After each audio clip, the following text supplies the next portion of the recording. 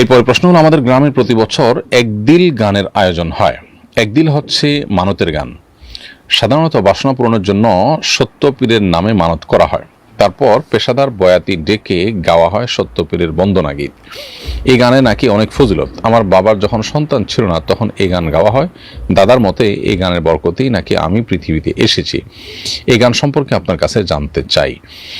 প্রিয় ভাই, প্রথম কথা হলো যে মানত হতে হবে শুধুই আল্লাহর নামে। আল্লাহ ছাড়া কারোর নামে মানত করলে সেটা শিরক, পরিষ্কারভাবে নবী সাল্লাল্লাহু আলাইহি ওয়াসাল্লাম নিষেধ করেছেন।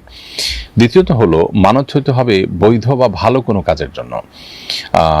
বিভিন্ন বাদ্যযন্ত্র ব্যবহার করে যে সমস্ত গান গাওয়া হয় এগুলোকে পরিষ্কারভাবে সূরা লোকমানের 6 নম্বর আয়াতের তাফসীরের আলোকে নবী করিম সাল্লাল্লাহু আলাইহি ওয়াসাল্লামের হাতে গড়া সাহাবী আব্দুল্লাহ ইবনে আব্বাস রাদিয়াল্লাহু তাআলা সহ পৃথিবীর প্রায় সব উলামায়ে কেরাম এটাকে পরিষ্কারভাবে হারাম বলেছেন। অতএব সওয়াবের নিয়তে যদি কেউ গান করে, গানের আয়োজন করে, গানের কথামালার মধ্যে যদি ভালো কিছুও থাকে সেটাও শিরক হবে। যদিও এ জাতীয় বয়াতিদের গানের বেশিরভাগ ক্ষেত্রেই শিরক এবং নানান কোরআন হাদিসের সাথে অসঙ্গতিপূর্ণ কথা থাকে।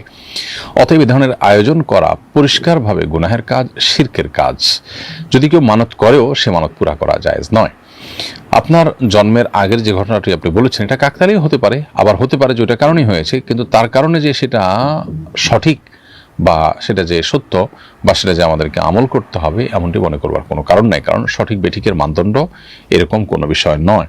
অনেকে অনেক খারাপ কাজ করেও সাকসেস হন, তার মানে সে খারাপ কাজটা জাস্টিফাই হয়ে যায় না বা সেটা ভালো হয়ে যায় না। তো এই জন্য একজন ইমানদার কখনো প্রথমত আল্লাহ ছাড়া কারোর নামে মানত করবে না, দ্বিতীয়ত গান বাদ্যযন্ত্রের ব্যবহার এবং বায়াতি গানের নামে এই সমস্ত শিরক বিদআতপূর্ণ কথা।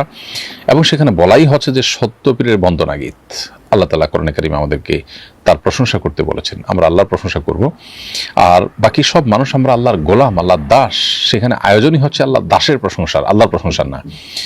আর আল্লাহকে এবং রাসূলকে, শরীয়তকে নানাভাবে হেয় করা হয় এই সমস্ত বায়াতিদের গানের মাধ্যমে। সবচেয়ে বড় কথা হলো যে তাদের ধ্যান ধারণা, তাদের যে সমস্ত লিটারেচার আছে সেই লিটারেচারের আলোকেই সেগুলো কোরআন হাদিস তো দূরের কথা কোনো ধর্মের সাথে সঙ্গতিপূর্ণ নয়। অতএব সম্পূর্ণ নাস্তিক্য, ধর্মহীনতার এই পথে পা বাড়ানো একজন মুসলমানের জন্য পরিষ্কারভাবে হারাম। আমাদের দেশে এক শ্রেণীর মিডিয়া এগুলোকে স্বাভাবিক করবার যে অপচেষ্টা চালিয়ে থাকে সেটি তাদের দীর্ঘদিন থেকে চলে আসা দেশের ধর্মপ্রাণ মুসলমানদের বিরুদ্ধে যে সমস্ত আঘাতগুলো আছে তারই অংশ। অতএব বাউল বয়াতি এ দেশের ইতিহাসের অংশ হতে পারে, ধর্মের অংশ না, ইসলামের অংশ হওয়ার তো কোনো সুযোগই নেই। অতএব এখান থেকে আপনাকে বিরত থাকতে হবে এবং তওবা করতে হবে। ইতিপূর্বে যদি কিছু করে থাকেন সেগুলো থেকে যদি আপনি মুসলমান হিসেবে আল্লাহর কাছে নিজেকে পরিচয় করাতে চান এবং আল্লাহর সামনে কিয়ামতের ময়দানে দাঁড়িয়ে যদি নিজেকে মুসলিম পরিচয় দিতে চান।